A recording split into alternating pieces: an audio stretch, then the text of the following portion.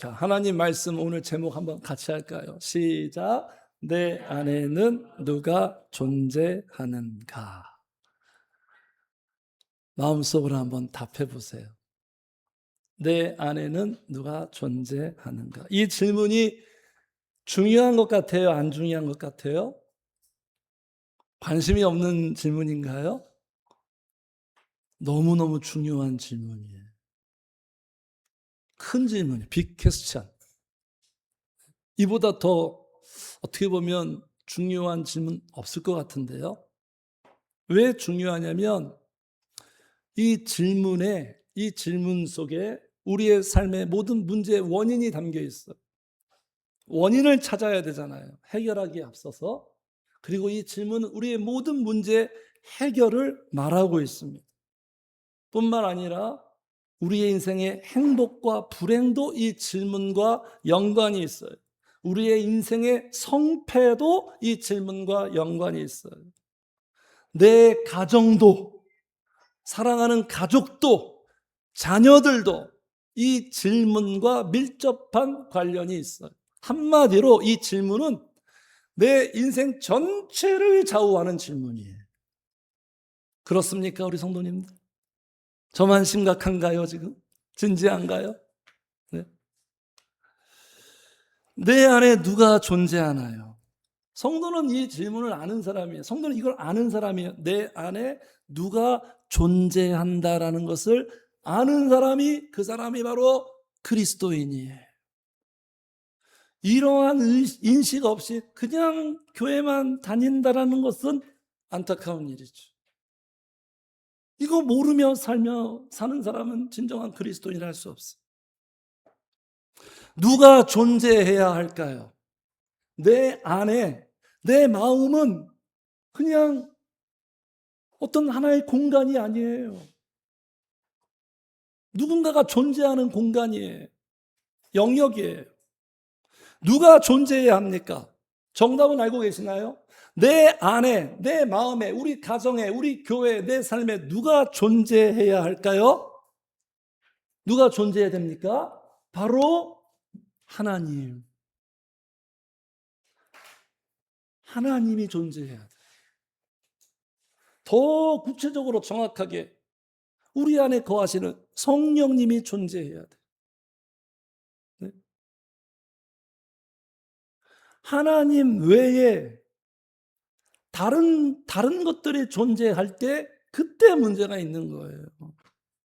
자, 그러면 왜 우리는 내 마음에, 내 삶의 모든 것에 하나님만 존재해야 될까요? 왜 하나님, 왜 다른 것은 안 될까요? 왜 하나님이어야만 할까요?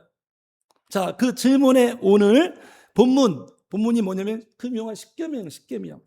출애굽한 이스라엘 백성들에게 하나님이 주신 10가지 계명.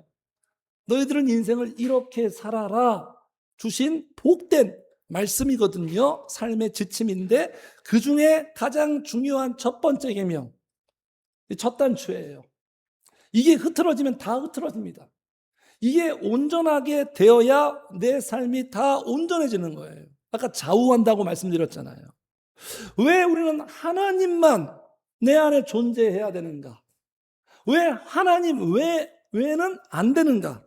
그 이유는 뭐냐면 하나님이, 성령님이 같이 해주세요. 나의 구원자이기 때문에 그래요. 그분만이 나의 구원자예요. 구원자. 우리는 살면서 구원이 필요합니다. 숱한 문제 연속이에요. 내 삶 자체가 문제 연속, 인생은 그냥 문제 그 자체예요. 그 문제 때문에 우리가 힘든 거예요. 고통당하는 거예요. 어려운 거예요. 견딜 수 없는 거예요. 그 문제에서 구원하고 해결할 분은 바로 하나님밖에 없어요. 성도는 이걸 아는 사람이에요. 세상 사람들은 몰라요. 이거 알고 살아야 돼요. 그래서 우리의 고백, 우리의 전형적인 고백이 뭐죠? 주밖에 없다. 나에게는 주밖에 없다. 그냥 확실한 거예요. 자, 7절 그 위에 6절 보겠습니다. 6절 같이 읽어요. 시작. 나는 너를 애굽 땅 종 되었던 집에서 인도하여 낸 내 하나님 여호와라. 말씀을 주기 전에 말씀을 주는 지금 존재를 소개하고 있어요. 그분은 누구다? 이스라엘 백성들, 애굽 땅, 세상에서 마귀가 지배하는 그 삶에서 하나님이 구원해 줬다는 거예요. 내가 구원했다. 내가 너를 구원했고 나만이 구원자다. 앞으로도 너를 구원할 이는 나밖에 없다라고 지금 못을 받고 있는 거예요. 분명하게. 하나님 외에는 구원자가 없다. 이사야서에서 계속 말씀하고 있습니다. 이게 확실해야 돼요. 내 인식 속에. 주님 외에는 나는 구원자가 없어요. 그분만이 내 문제를 해결할 수 있다. 보이지 않지만 가장 리얼하고 실제이신 그분, 일하시고 계신 그분, 나의 모든 문제를 알고 계시는 그분, 그분만이 해결한다. 구원은 뭐예요? 건져주는 거예요. 우린 자꾸 빠져요. 빠진다니까요. 세상에 빠지고 죄악에 빠지고 침체에 빠지고 슬럼프에 빠지고 좌절에 빠지고 절망에 빠지고 중독에 빠지고 다 빠진단 말이에요. 거기에서 우리를 건져주실 분은 오직 하나님밖에 없어요. 하나님 외에는 없어요. 그래서 우리의 소망이 뭔지 아십니까? 우리는 문제가 있어도 예수 믿는다고 문제가 다 사라지는 게 아니에요. 성도님들 알고 계시죠? 문제가 있어도 그 문제 속에 구원하시는 구원이 있어요. 구원. 그러니까 소망인 거예요. 내 삶에 문제가 있어도 나는 풀 수 없는 이 문제를 그분이 풀어내신다. 도와주신다. 해결해 주신다. 그게 소망이에요. 그런데 성령이 없는 자는 구원이 없어요. 성령님 외에 다른 걸 의지하는 사람들, 다른 것을 자신의 도움의 방식으로 추구하는 사람은 구원이 없다니까요. 있는 것 뭔가 해결되는 듯 하지만 없어요. 없어. 그건 패착입니다. 판단 미스예요. 그러니까 성령님이 없어. 나 외에는 하나님 외에 다른 것으로 내 삶을 살아내고 해결하려고 하는 사람은 인생이 피곤해지는 거예요. 왜 피곤해질까요? 자기 자신이 구원자가 돼야 돼요. 자기 자신이. 이것만큼 고달픈 게 없어요. 자기가 다 해결해야 돼요. 세상의 정보를 동원하고 세상의 권력과 힘과 세상에서 해결할 수 있는 능력들을 다 자기가 소유해서 자기가 다 헤쳐나가야 돼. 얼마나 피곤합니까? 그래서 예수님이 수고하고 무거운 짐진 자들아. 그러니까 성도님들, 성령님이 없으면 신앙생활 제대로 안 하면 인생이 피곤해집니다. 머리가 나쁘면 손발이 고달파지는 것처럼 내 영혼이 잘못되면 내 인생이 고달파져요. 피곤해요. 피곤해. 자기 자신이 구원자가 되려면 그냥 안 되는 것을 자기가 하는 거예요. 안 되는 걸 자꾸 하려고 하는 거예요. 그래서 왜 하나님 외에는 우리는 안 되는가? 첫 번째, 그분만이 나의 구. 내 마음도 살릴 수 있고요. 내 육체의 문제도 살릴 수 있고요. 내 인생의 문제도 살릴 수 있고, 홍해 바다를 가르신 분이에요. 죽은 자도 살리신 분이에요. 나의 그 어떤 문제도 그분은 해결할 수 있어요. 그래서 우리는 하나님 외에는 안 되는 존재. 두 번째, 왜 우리는 하나님 외에는 안 되는가? 그분만이 같이 해주세요. 나의 사랑의 대상이다. 그분만이 내가 사랑해야 할 대상. 우리는 하나님에게 사랑받아야 되고 그분을 사랑하며 살 때 이게 정상적인 삶이고 행복이에요. 자, 보세요. 여기. 자, 8절을 보겠습니다. 8절 제가 읽을게요. 너는 자기를 위하여 새긴 우상을 만들지 말고 위로 하늘에 있는 것이나 아래로 땅에 있는 것이나 땅 및 물속에 있는 어떤 형상도 만들지 말며 9절은 같이 읽을까요? 시작. 그것들에게 절하지 말며 그것들을 섬기지 말라. 나 내 하나님 여호와는 질투하는 하나님인즉 나를 미워하는 자의 죄를 갚되 아버지로부터 아들에게로 3, 4대까지 이르게 하거니와. 우리의 하나님은 어떤 하나님이라고 지금 말씀하고 있습니까? 나 여호와는 어떤 하나님? 질투하는 하나님이래요. 질투하는 하나님이래요, 성도님들. 질투를 한다는 건 어떤 감정이 있는 거예요? 누가 질투합니까? 사랑하니까 질투하죠. 사랑이 많을수록, 뜨거울수록, 깊을수록 질투는 비례하는 거예요. 질투가 없다? 그러니까 이혼 직전까지 가는 그 부부를 보면 질투가 없어요. 그래, 너 이렇게 살든지 말든지 외도를 하든 불륜을 하든 마음대로 살아라. 그냥 마음에 관심이 없어, 관심. 사랑은 질투예요. 나 왜, 내 남편이 나 왜, 내 아내가 나 왜 다른 사람을, 이건 용납이 안 되는 거예요. 부부 관계끼리, 연인 관계끼리 서로 잘못할 수 있죠. 서로 실수할 수 있죠. 싸울 수 있죠. 근데 절대로 용납 안 되는 게 뭐죠? 나 외 다른 존재예요. 이건 이혼 사유가 됩니다. 예수님도 말씀하셨어요. 이혼 사유가 된다고. 나 외 다른 존재, 이건 용납이 안 되는, 그냥 죽여버려야 돼요. 그런 말 하죠. 죽일 거야 너 진짜. 뭐 그죠? 남녀 관계끼리 다른 남자 만나봐, 다른 여자 만나봐, 너 죽는다. 자연스러운 표현이에요. 그런 감정 표현이 안 나오는 게 이상한 거죠. 사랑의 관계에 있어서. 그래서 하나님이 이스라엘 백성들이, 하나님의 백성들이 하나님 외 다른 대상에게 마음을 두고 사랑할 때 질투심이 맹렬합니다. 우리 인간끼리 질투하면 어떤 감정과 행동 정도이지만 하나님이 질투하잖아요. 어떻게 돼요? 하나님이 질투하면 그냥 미워하는 정도? 망하는 거예요. 우리 인생이 망해요, 성도님들. 그렇게까지 해서 우리를 돌이키시는 분이에요. 사랑하니까 질투하는 거예요. 우리는 하나님과 어떤 사이냐? 그분의 사랑을 받아야 돼요. 그리고 그분을 사랑해야 돼요. 무엇이 죄입니까? 여기 나오죠. 무엇이 죄요? 9절에 그것들에게 절하지 말며 그것들을 섬기지 말라. 나 내 하나님 여호와는 질투하는 하나님인지 나를 미워하는 자의 죄를 갚되. 그러니까 무슨 도덕적인 죄가 아니라 하나님을 미워하는 게 죄예요. 이게 가장 근본적인 죄예요. 미워하는 건 뭐죠? 관심도 없어요. 하나님 관심도 없어요, 그냥. 네. 무엇이 선이에요? 하나님을 사랑하는 거예요, 사랑. 관심, 마음, 어떤 욕구, 함께하고 싶고, 보고 싶고, 만나고 싶고. 이게 사랑의 모습 아니에요? 그래서 사랑은 한 대상하고만 하는 거예요. 결혼은 한 대상하고만 하는 거예요. 일부 다처제 안 되잖아요. 있을 수 없는 거잖아요.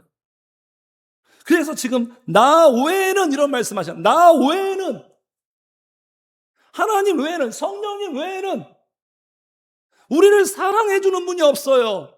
나를 가장 사랑하시는 분, 엄마, 아빠, 가족들, 누구보다 나를 사랑하죠. 근데 나를 가장 사랑하고 나를 가장 위해 주는 분은 하나님밖에 없어요.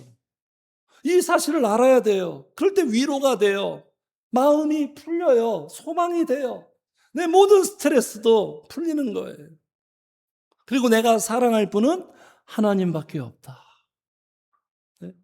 하나님을 사랑해야지 다른 것을 사랑할 때부터, 그때부터 문제가 시작되는 거예요. 네? 꼬이는 거예요, 성모님. 세 번째 뭘까요? 왜 우리는 하나님 외에는 다른 것은 안 될까요? 하나님 외에 다른 것으로 우리가 가려고 할 때 우리의 삶에 괴로움이 있습니다. 괴로움이 있어요. 주님 사랑하며 살 때가 제일 좋아요. 그래요, 성도님들? 주님 사랑하며 살 때가 제일 좋다니까요. 주님 사랑하지 않는 것이 마음에 불편하고 힘들어야 돼. 부부관계도 그렇잖아요. 지금 우리 결혼하고 같이 사는데 왜 사랑이 없지? 우리 사이에, 우리 관계에 왜 사랑이 없지? 그럼 이건 진짜 문제죠. 고민이 되고 힘들고 불편하고 우울하고 그런 것처럼 하나님을 사랑하며 살 때 그때 가장 정상적이고 좋은 거예요. 하나님을 사랑하지 않을 때 절대 복이 없어요. 괴로움이에요, 괴로움. 시편에 이렇게 말하고 있습니다. 우리 같이 읽어요. 시작. 다른 신에게 예물을 드리는 자는 괴로움이 더할 것이다. 괴로움이 더 플러스. 주님 외에 다른 것으로 내가 살아갈 때 결과는 우리에게 복이 아니에요. 더 괴로워요. 그 순간은 뭔가 좋은 것 같죠. 육신의 감각에 취해서. 근데 결과적으로 괴로움이라니까요. 이 말씀이 틀릴까요, 성도님들? 그래서 다윗은 나는 그들이 피해 전제를 드리지 아니하며 내 입술로 그 이름도 부르지 아니하리로다. 이걸 아는 거예요. 주님만 섬기며 사는 게 가장 좋은데 주님 외에 다른 것으로 갔을 때는 그때부터 불행이다. 이걸 다윗이 알고 우리도 알아야 되는 거예요. 확실하게 알아야 되는 거예요. 그냥 누군가가 알려줘서 그런가 보다가 아니라 내가 확실하게 알아야 돼요. 확실하게 알게 해서 제가 지금 확실하게 전하는 거예요. 끊임없이. 한두 번 들어서 될까요, 이게? 네? 다른 신이래요, 다른 신. 나 외에는, 7절에도 나 외에는 다른 신들을 내게 둘지 말지니라. 다른 신이 있을까요, 사실? 네? 세상에 많은 종교가 있는데 기독교가 좋다. 이건 말이 안 되는 거예요. 다른 신은 없어요, 이 세상에. 인간이 만들어낸 거고 마귀가 만들어낸 거예요. 다른 신은 없습니다. 여러 가지 신 중에 여호와 하나님이 가장 우월하고 첫 번째다. 이런 논리는 성립되지 않는 거예요. 그냥 신은 하나님밖에 없어요.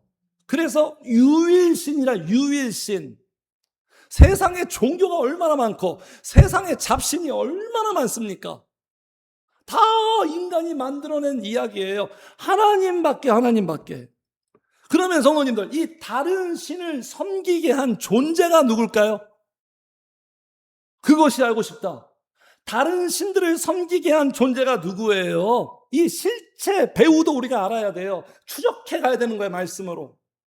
누구예요? 알고 계십니까? 딱 한 존재죠. 마귀 사탄이에요, 마귀 사탄. 2026년도 AI 시대에 마귀 얘기하면 전혀 와닿지 않는 어떤 그런 느낌이죠. 가장 실제적인 거예요. 이게 심각한 거예요. 이게 심각한 거, 성도님들. 자, 나 외에는 다른 신들을 내게 두지 말지니라. 성도님들, 이게 무슨 말씀이냐면, 나 하나님 외에는, 성령님 외에는, 성령님만이 내 마음에 존재하지 않으면 그 사람은 반드시 그 마음의 공간에 누가 존재한다? 누가 존재? 한번 말씀해 보세요. 누가 존재해요? 마귀 사탄이 존재하는 거예요. 이게 심각한 거예요. 오늘 이 7절 속에서 오늘 제가 강조할 포인트가 바로 이겁니다.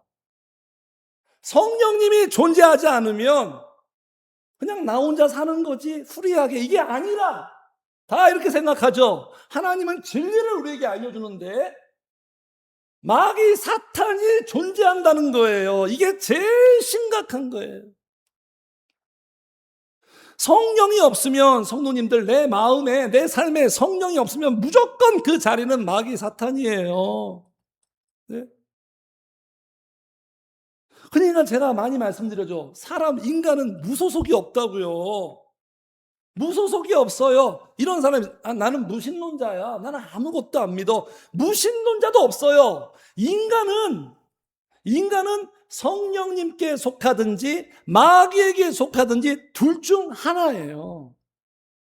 어떻게 보면 구조적으로 양극화죠. 신앙의 세계가. 오늘 말씀을 들으면서 질문을 처음에 던졌죠. 내 안에는 누가 존재하는가? 이 질문에 우리가 답을 얻고 지금 찾아가는 거예요, 성도님들.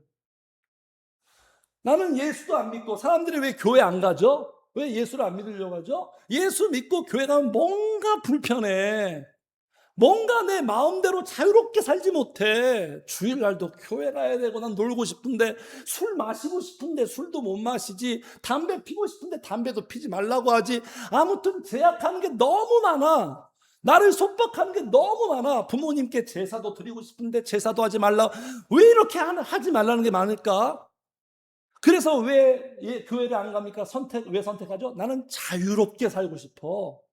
나는 내 마음대로 살고 싶어. 그 자유가 아닌 거예요, 성도님들. 그 자유로운 선택이 마귀가 역사하고 그렇게 결정하게 하는 거라니까요. 그건 자유가 아니에요. 그건 위험한 선택이에요. 극단적인 선택이에요. 성도님. 그래서 누가복음에 주님이 이런 말씀을 하죠. 자, 보세요. 더러운 귀신이 지금 귀신 이야기하는 거 아닙니다. 실제입니다. 더러운 귀신이 사람에게 나갔을 때 물 없는 곳으로 다닌다. 그러니까 마귀가 제일 싫어하는 곳. 귀신이 사람 안에서 존재해야 되는데 나갔다라는 거예요. 왜 나갔죠? 견딜 수가 없어서. 도저히 살 수가 없어. 왜 나갔습니까? 물이 있었기 때문에. 이 물이 뭐죠? 물이 뭐예요? 보혜사 성령님이에요. 마귀의 취향, 마귀가 가장 좋아하는 존재들은 뭐냐면 물이 없는 사람들이에요. 성령이 없는 사람들이에요. 성령님 없이 사는 사람들이에요. 마귀의 가장 좋아하는 스타일. 다니며 쉬기를 구하되 얻지 못하고 이에 내가 나온 내 집으로 돌아가리라 하면 다시 가볼까? 가보니까 집이 청소되고 수리가 됐어. 마귀가 좋아하는 인테리어가 다 된 거예요. 어떻게 된 거예요? 물이 또 없어요. 그 사람에게 성령이 없어요. 그래서 이에 가서 저보다 더 악한 귀신 친구들, 자기 친구들 7을 데리고 들어가서 거하니 보세요, 성도님들. 마귀가 사람의 마음속에 들어가서 거하니 결과입니다. 같이 읽어 시작. 그 사람의 나중 형편이 전보다 더 심하게 된 행복이 있을까요, 여기에? 점점점 심해지는 거예요. 이 사람의 마음이, 삶의, 가정에 행복이 있을까요? 마귀가 역사하는데 마귀는 우리에게 행복을 줍니까? 물이 없는 것이 가장 큰 문제라는 거예요. 네? 제가 언젠가 그런 설교했죠. 최종 빌런이 정리돼야 내 인생에 봄이 온다고. 최종 빌런이 정리가 되는 데니까요, 내 삶에. 교회는 이 문제를 정리시켜주는 거예요. 세상에 그 어떤 곳에 가도 이 문제 정리 안 돼요.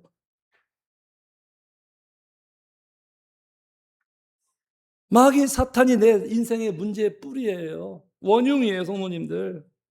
그래서 성령이 왜 다른 다른 영적인 존재, 마귀 사탄이 그 마음속에 있는 사람의 인생은 고통의 연속입니다.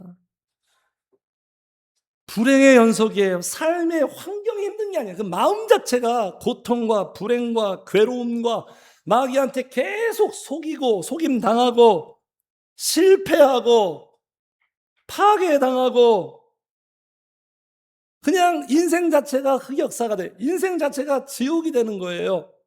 지옥은 어떤 곳이에요? 사람이 죽으면 천국 아니면 지옥 가거든요. 지옥은 어떤 곳이에요?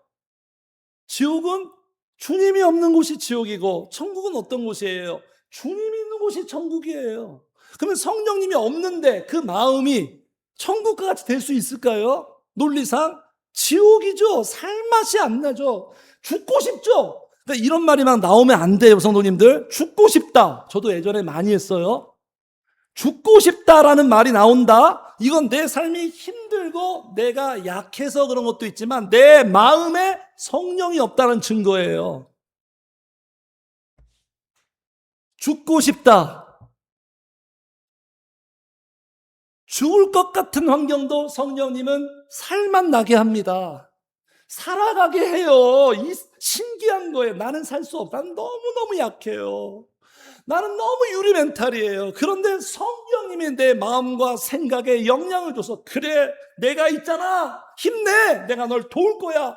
이런 확신과 감동을 주면서 그래, 살아보자. 살아내자. 사라지는 거예요. 내 삶을 불행하게 하고 내 마음을 절망과 좌절과 괴로움에 빠뜨리는 그 존재가 바로 다른 데서 찾지 않아요. 어떤 인간이야, 어떤 문제야, 경제적인 문제야, 어떤 스펙의 문제가 아니라 마귀 사탄의 뿌리를 내가 뽑지 못해서 계속 악순환의 연속이라는 거예요, 성도님들. 생각해 보세요. 우리 가정에 좋은 사람이 있습니다. 그 가정이 참 좋고, 가정에 나쁜 사람이 있다고 생각해요. 나쁜 사람. 외부 침입자. 그럼 그때부터 가정이 어떻게 돼요? 우리 조선도, 그죠? 왕이 통치되는데, 일본이 와서 식민지 하니까 그때부터 황폐해졌잖아요. 다 빼앗기고. 우리 조선 땅에 조선인이 통치하고 존재해야 되는데, 일본인이 와서 통치를 하니까 어떻게 된 거예요?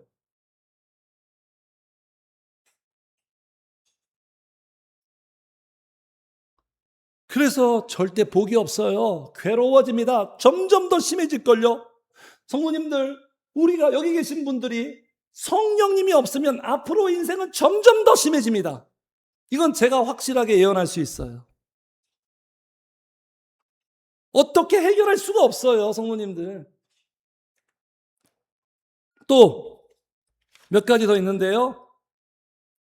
하나님 왜 다른 것을 주면, 그러니까 이 다른 신을 믿게 하는 마귀가 내 마음에, 내 삶에 존재하면 그 사람은 반드시 어떻게 되냐면, 한번 같이 해주세요. 우상을 섬기게 된다. 반드시 우상을 섬기게 될 수밖에 없어요. 자, 그래서 8절에 보세요. 8절에 어떤 말씀하는 거예요? 8절 한번 다시 읽을까요? 시작. 너는 자기를 위하여 새긴 우상을 만들지 말고 위로 하늘에 있는 것이나 아래로 땅에 있는 것이나 땅 및 물속에 있는 어떤 형상도 만들지 말며, 너는 나 외에는 다른 신, 마귀가 내 삶에 존재하면 너는 너 자신을 위하여 반드시 우상을 만들 거다.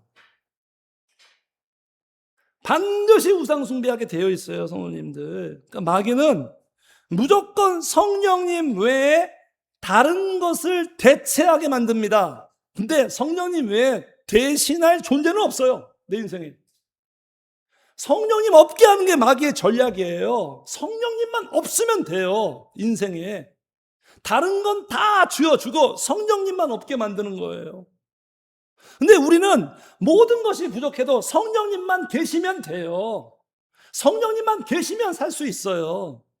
이게 성도의 우리의 인생관이에요, 성도님들. 그래서 성령님이 임하지 못하도록, 성령님이 만나지 못하도록, 성령님이 그의 삶 속에 존재하지 못하도록 숱하게 방해 공작을 하죠. 기도 못하게 하고, 예배 못하게 하고, 교회 못하게 오고, 세상에 빠져 살게 하고, 세상의 향락에 더 빠져서 살게 하는 거예요. 그러면 성도님, 우상의 개념은 뭐예요? 우상은 우리가 알다시피 어떤 그 신상.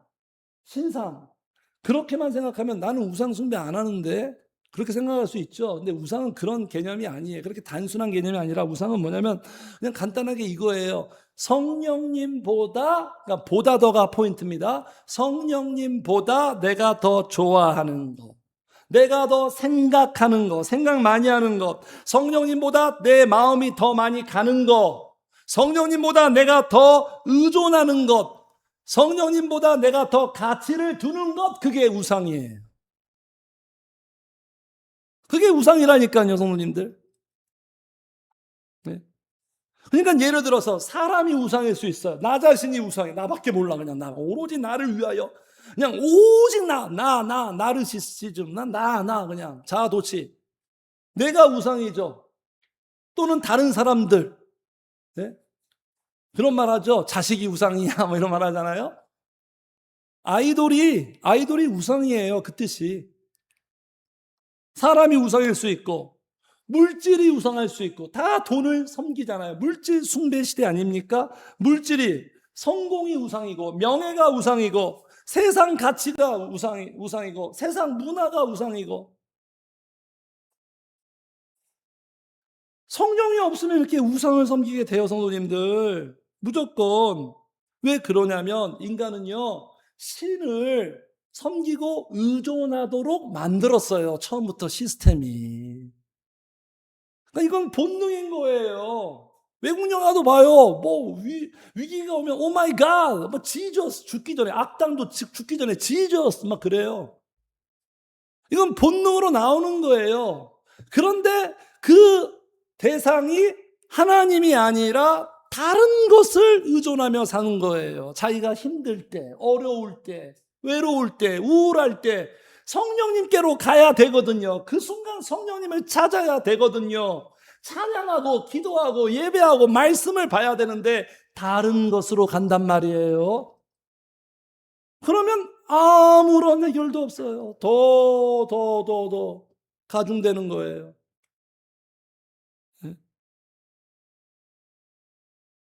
우상은요, 성령님의 다른 그 어떤 것은요, 아무런 우리한테 유익과 영향을 주지 않는다고. 보세요. 이 우상에 대해서 말합니다.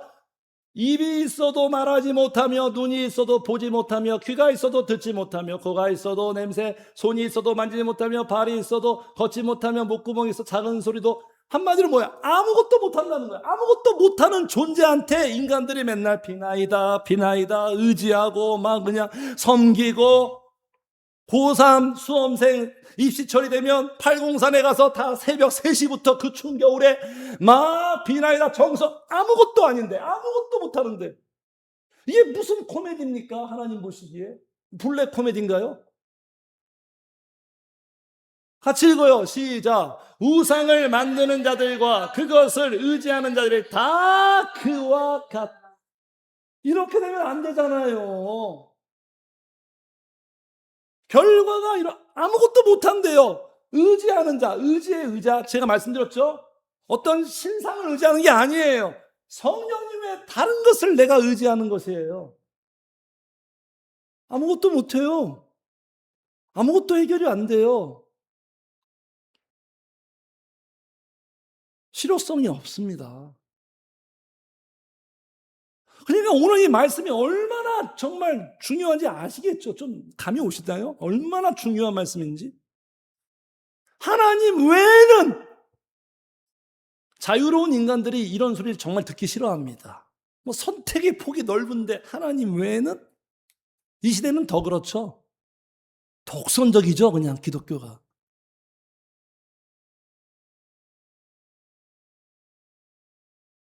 그래서 우상을 섬기면요, 반드시 망하게 되어 있어요. 이스라엘 백성, 그러니까 역사를 잊은 민족에게는 미래가 없다, 이런 말이 있죠. 역사를 통해서 배우는 게 뭐죠? 역사의 그 쓴소리를 우리가 들어야 돼요. 역사를 통해서 못 배워요. 계속 그냥 역사를 반복하는 거예요, 인간의 역사가. 이스라엘의 역사, 하나님의 말씀 최고의 역사책인데, 이스라엘의 역사를 통해서 우리가 배우는 메시지 뭐죠? 우상을 섬기면 반드시 망한다. 피눈물 흘린다. 다시 바벨론에 가서 처참하게 노예 생활을 하고, 이집트에서 꺼내줬는데 다시 또 노예로 들어갑니다. 이게 인간의 미련함이에요. 우리의 선택이. 근데 이스라엘 백성들한테 물어보면 우리 우상 섬긴 적 없는데, 또 이렇게 반문한단 말이에요. 왜 그러냐면 그들의 신앙생활이 하나님도 섬기고 다른 것도 섬기고 이러한 삶의 컨셉이었어요. 자기들 생각엔 하나님 섬겼다는 얘기죠. 근데 오늘 말씀하시죠. 나 외에는, 사랑은 하나야, 둘은 안 돼, 용납 안 돼. 그러니까 이스라엘은 양다리를 걸치는 거예요. 아주 여우같이 쏙쏙 빼먹는 거죠. 하나님에게서 빼먹고 다른 데서 빼먹고, 이런 전략인데 투스텝을 밟았는데 하나님 앞에는 아니라는 거예요. 아니라는 거. 그건 사랑이 아니라는 거예요. 그래서 우상을 멀리해라, 우상을 피해라, 우상을 청산해라. 구약의 이스라엘 왕들의 역사를 보면 우상을 과감하게 개혁적인 마인드를 가지고 청산한 왕들이, 그들이 결국 인생이 흥해요. 본인도 복되고 국가도 복되고. 근본적으로 잘 생각해야 됩니다. 이게 지금 우상 문제가 아니라 내 안에 성령님이 없는 문제예요. 성령님이 없으면 인간은 반드시 우상으로 갈 수밖에 없다. 두 가지만 더 할게요. 오늘 말씀이 있으니까. 그 다음에 뭐예요? 자, 11절 같이 읽어. 11절 시작. 너는 내 하나님 여호와 이름을 망령되이 일컫지 말라. 나 여호와는 내 이름을 망령되이 일컫는 자를 죄 없는 줄로 인정하지 아니하리라. 그렇죠. 성령님이 없고 마귀가 나를 주장하면 그 마귀는 하나님을 망령되이 여기게 합니다. 이 망령되이 여긴다는 게 뭐예요? 하나님을 쉽게 말해서 하나님을 욕되게 하는 거예요. 그렇죠.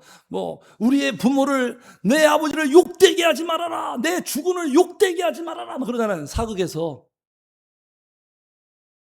하나님의 존재를 멸시하게 돼요.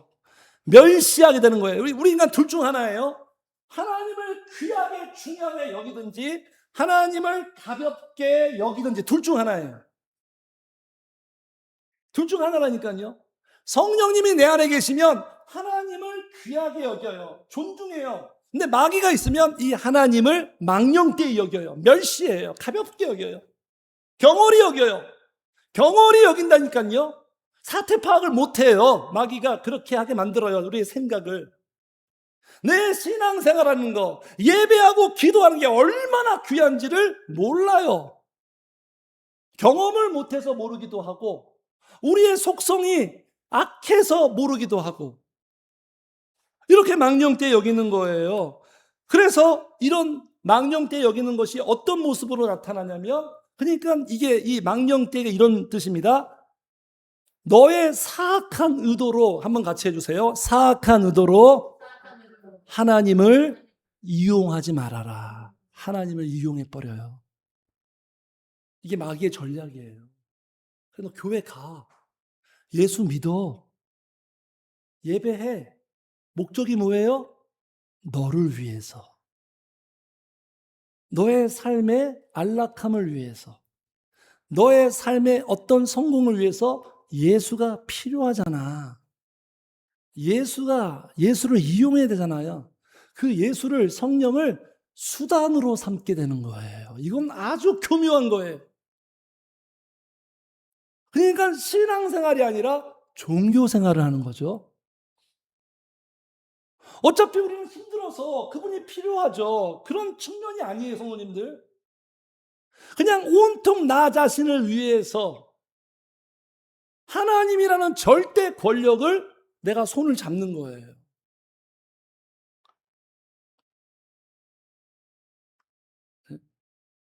그래서 성령님이 그냥 도우미 정도, 사랑하고 경배하고 내가 순종해야 할 뿐이 아니라 그냥 내 삶의 도우미, 내 삶의 스폰서, 이런 정도? 이게 망령되이 여기는 거예요. 그건 신앙이 아니에요. 세상에서 비나이다 이거와 차이가 뭐가 있습니까? 똑같죠. 그래서 이렇게 망령되이 여기는 사람은요, 마귀는요, 망령되이 여기면 나한테 잘해주고 내가 원하는 대로 하나님이 은혜 베푸시면 계속 뭔가 그 곁에서 하지만 내가 원하는 대로 안 되고 내가 바라는 대로 내 삶이 안 되면 언제든지 주님을 버릴 수 있어요. 언제든지 버린다고요. 그러니까 이건 마치 팬클럽처럼 팬도 갈아타잖아요. 지들 마음에 안 들면. 그래서 이런 책 제목이 있습니다. 당신은 팬인가 제자인가? 제자는 끝까지 따릅니다. 제자들 보세요. 순교의 자리까지 따라갔잖아요. 그건 성령이 있기 때문이에요. 성령이 없으면 절대 따르지 않아요. 중도에 배신하지.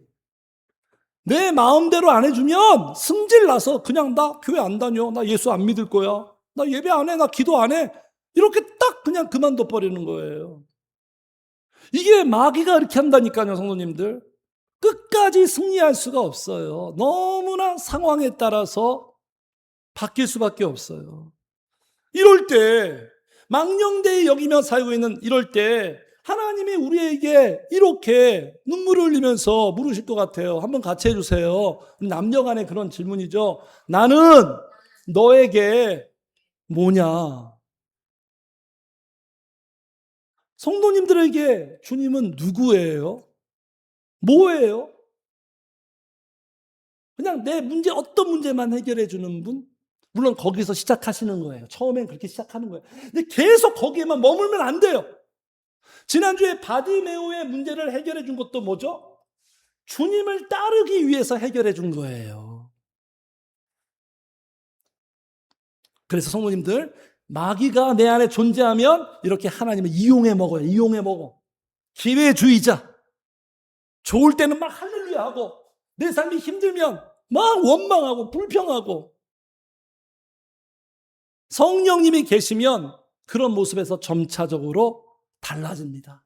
기쁠 때나 슬플 때나 어떤 상황이든 성령님이 나와 함께 하시니 그게 언제나 감사고 언제나 기쁨이고 한결같이 충성스럽게 그분을 따르게 되는 거예요.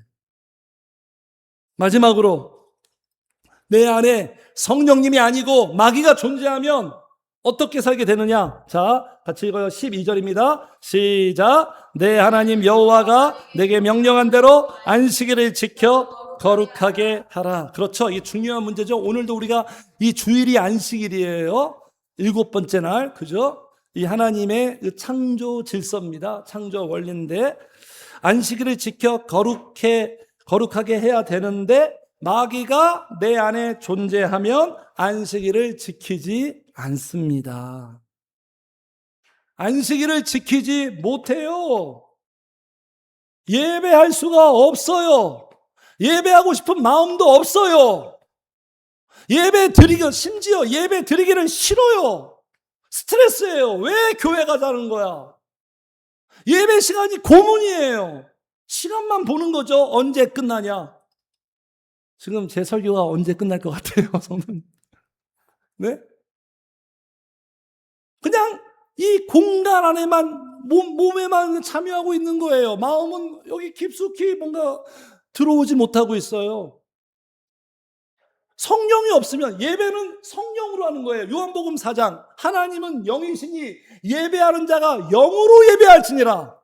성령이 있어야 예배가 가능한 거예요. 성령이 임하잖아요. 성령님 만나잖아요. 그 사람에게 나타난 첫 번째 변화가 뭔지 아세요? 막 예배해요. 예배를 좋아해요. 스스로 예배해요. 누가 시키지 않아도 본인이 예배 드리고 싶어요. 예배하는 시간이 제일 좋아요. 즐거워요. 습관이 아니에요. 근데 마귀가 그 안에 존재하는데 마귀가 예배를 드리게 할까요?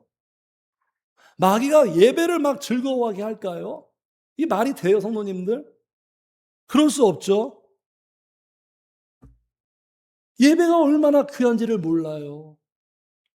예배가 얼마나 임팩트가 있는지. 예배의 영향력이 뭔지 아세요? 이런 말 있잖아요.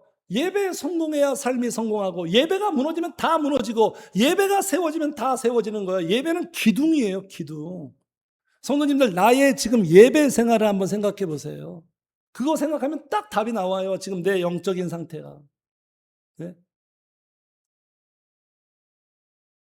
예배는 내 삶의 밸런스입니다. 예배의 밸런스가 깨지면 다 밸런스가 깨지는 거예요. 그래서 그리스도인들은 예배를 최우선으로 여기는 거예요. 선택사항이 아니에요. 지금 오늘 12절 보세요. 내 하나님 여호와가 내게 명령한 대로 안식일을 드리고 싶으면 드리고, 이렇게 선택이 아니죠. 안식일을 지켜 거룩하게 하라. 명령이에요. 순종해야 할 우리가. 그래서 성도님들, 이 예배의 효과가 있습니다. 성도는 예배의 능력으로 사는데 예배의 효과가 바로 이런 효과예요. 자, 우리 같이 읽어요. 자, 말씀 시작. 그러면 18년 동안 사탄에게 매임받은 이 아브라함의 딸을 안식일에 이 매임에서 부는 것이 합당하죠. 엄청나죠? 우리 인생의 문제가 뭐라고요? 사탄에게 다 매여 있다는 거예요. 사탄에게. 예수님의 진단이에요. 인간을 가장 정확히 아는 예수님이 인간의 문제가 뭐냐? 사탄에게 다 사로잡혀 있다는 거예요. 그 마음에 사탄이 존재하고 있다는 거예요. 이렇게 매여 있으니까 제가 좀 전에 설명드린 것처럼 인생이 괴로운 거예요. 지옥이 되는 거예요. 이 사탄에게 매인 사람이 어떻게 해결되느냐? 이 아브라함한테 안식일에 주님이 정하신 이 주일날 예배하는 날에 이 문제가 해결되는 거예요. 안식일에 같이 한번 더 읽어 시작. 안식일에 이 매임에서 푸는 것이 합당하지 않아. 풀려야 된다니까요. 죄수들, 노예들은 다 묶여있죠. 결박돼 있잖아요. 자유가 없잖아요. 이걸 풀어줘야 되는 거예요. 드라마 도깨비 보면 눈에 보이지 않는 칼이 박혀있거든요. 남자 주인공. 그런 것처럼 보이지 않는 우리 안에 결박돼 있단 말이에요. 다 이게. 여기에서 풀어줘야 돼요. 풀어줘야 마음이 시원하죠. 가벼워지죠. 살 것 같죠. 평안해지죠. 잠도 자죠. 이게 언제 해결된다고요? 안식일에 하시겠다는 거, 안식일에. 그러니까 이 주일날 이 자리에 우리가 참여하면 우리는 가능성이 있는 거예요. 교회도 오지 않는데 무슨 가능성이 있습니까? 제가 기도하면서 열심히 준비했어요. 근데 사람들이 교회 안 와. 그러면 이건 기회조차도 없는 거예요. 일단 와야지 뭔가 되든 안 되든. 그래서 교회 예배 시간 오는 게 너무너무 귀한 거예요. 지난주 말씀드렸죠. 기회를 살려야 된다고. 기회를 놓치면 안 돼요. 내 인생에 찾아오는 기회. 이 늘충만 교회가 기회란 말이에요. 성도님들에게 인생의 절호의 찬스예요. 풀려야 되는 거예요. 여기서 풀려요. 그러니까 주일날 예배 드리는 건 어떻게 보면 사우나 하는 것 같아요. 사우나는 보이지 않는 성령님이 다 풀어주세요. 말씀드리며 예배하면서 뭉쳤던 내 마음의 근육들을 풀어주고 너무너무 스트레스 받고 너무너무 피곤한 내 마음 그 누구도 풀 수 없어. 술을 마셔도 안 풀리는 것 같고 마누라도 못 푸는 것 같고 남편도 못 풀고 친구한테 하소연해봤자 안 풀리고 성령님만이 푸신다고요. 그분의 손길만이. 언제요? 주일날 예배 드릴 때 이걸 경험하는 거예요, 우리가. 그래서 교회 들어올 땐 다 죽어서 들어오는데 성령님이 은혜 주시면 살아나는 거예요. 중풍병자가 누워서 들어왔는데 예수님 만나고 예수님이 치료하니까 일어나서 돌아갑니다. 이런 반전, 성도님들, 대역전, 부활, 여기에 있는 거예요, 여기에. 지금 이 자리에 앉아 계신 우리 성도님들, 그래서 복된 거예요. 힘드실지 모르겠지만 복된 거예요. 네? 앞으로는 힘들지 않을 거예요. 은혜 받으면. 은혜 받지 못하면 힘들어요. 아무리 좋은 설교를 해도 힘들어요. 이렇게 되는 거, 성도님들. 이렇게 풀려요. 그래서 진정한 안식이 뭘까요? 쉰다. 진정한 안식. 안식일이 왜 우리가 이 안식일에 와야 돼요? 우리를 쉬게 하려고 하는 거예요. 교회는 힐링 캠프예요. 우리를 쉬게 하려고, 우리를 가볍게 하려고, 천근만근 같은 내 마음을 가볍게 하려고. 진정한 안식이 뭐예요? 그냥 성도님들, 그냥 쉰다고 마음의 안식이 되나요? 그런 적 있죠? 막 쉬러 갔는데도 안 쉬어져. 온통 그 생각들만. 휴가를 갔는데도 휴가가 안 돼. 휴식이 안 돼요. 쉰다고 그냥 아무것도 안 하고 쉬고 그냥 막 논다고 쉬어질까요? 우리 인간들의 단순한 생각이죠. 그냥 놀면 돼. 놀러 가자! 놀러 가면 그냥 쉬어지나요? 육의 사람들은 그게 쉬어진다고 얘기하죠. 육의 사람들, 예수 모르는 사람들은. 그냥 쉰다고 논다고 쉬는 게 아니라 인간은요. 같이 해주세요. 성령님의 품에 안기고 성령님으로 채워져야 비로소 쉴 수 있다. 사람이 그렇잖아요. 유럽 여행을 가도 결국 집이 제일 편하다. 집이 제일 좋다. 집에 들어가야 쉴 수가 있어요. 교회는 내 영혼의 집이에요. 교회에 와야 쉴 수 있는 거예요. 그리고 애들은 엄마 품에 안겨야 쉴 수 있는 거예요. 엄마 품에 안겨야 돼. 영재랑 저같이 우리 남편들은 우리 조금성님처럼 마누라 품에 안겨야 돼요. 마누라 품에 안겨야 쉴 수 있는 거예요. 저는 성령님의 품에 안기기도 하지만 우리 예람이 엄마 품에 안길 때 마음이 쉬어져요. 그런 거예요, 성도님들. 그리고 집에서 밥을 먹어야 쉴 수 있는 거예요. 뭐가 들어가야 우리는 잠을 자고 쉬는 거예요. 포만감 느끼면서. 성도님들 똑같아요. 성령님은 우리의 엄마 같은 분이고 이 교회에서 우리가 은혜의 밥을 먹어야 돼요. 먹어야 우리가 채워져서 쉬게 되는 거지. 이런 거 없이 그냥 놀고 그냥 쉬고 아무것도 안 한다고 쉬게 된다고요? 생각해 보세요. 누군가가 나한테 한 달에 1,000만 원씩 그냥 공짜로 줘. 그리고 나는 일도 안 하고 그냥 365일 놀고 쉰다고 생각해 보세요. 진정한 안식을 맛볼 수 있다고 볼까요? 내가 생각할 땐 진정한 안식을 맛보지 그렇게 생각하죠. 성령님 없이 진정한 안식을, 쉼을, 누림을, 휴식을 누릴 수 있다고 보세요? 인간을 하나님이 만들었는데 그 법칙을 우리가 스스로 어떻게 벗어날 수가 있어요? 깨달아야 되는 거예요. 아, 이거구나.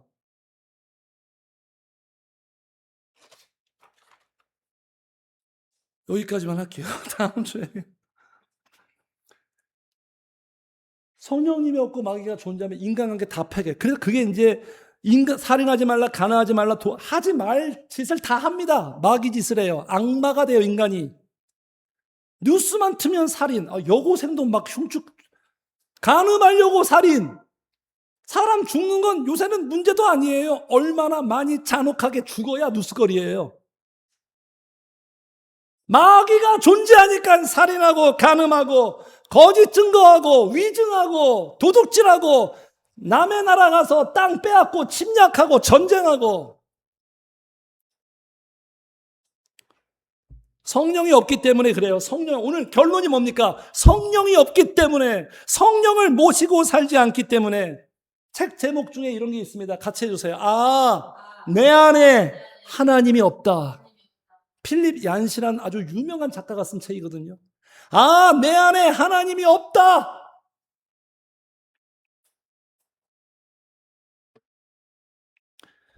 그래서 해결책은요, 성도님들, 성령님이 내 안에 존재해야 되는 거예요.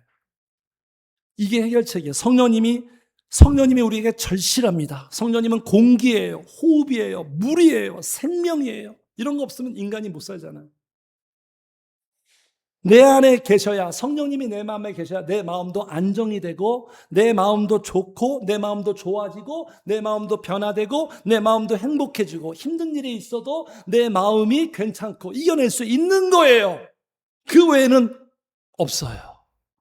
안타깝지만 없어요. 있으면 좋겠죠. 없어요. 단호하게 말씀드리면 없어요. 성령님이 내 가정에 계셔야 돼요. 지금까지 우리의 가정이 행복하지 못했다면 성령님이 계셔야 그 가정에 마귀가 존재하는 거예요. 그럼 맨날 싸우죠. 분위기도 안 좋죠. 가정에 성령님이 계셔야, 교회에 성령님이 계셔야 복된 곳이 되는 거예요. 마귀로부터 자유케 되는 것도 성령님이 계셔야 돼요. 성령이 오셔야 나가는 거예요. 성령이 오셔야 마귀는 절대 안 나갑니다. 마귀는 성령님이 오시면 나가요. 그 외에는 안 나가요. 못 나가요. 지구의 이 온 지구촌 연합군이 다 결성해서 성령님께 달려들어도, 마귀한테 달려들어도 마귀는 안 나가요. 성령님 한 분만 딱 오면 나가요. 그러니까 우리는 성령님을 찾는 거예요. 성령님이 정말로 내 마음에 계셔야 돼요. 히브리서 이런 말씀이 있습니다. 너희 마음에 성령이 계시는지 안 계시는지 시험해봐라. 만약에 성령이 계시는 걸 모른다면 너희들은 버리운 자니라. 무서운 말씀이죠.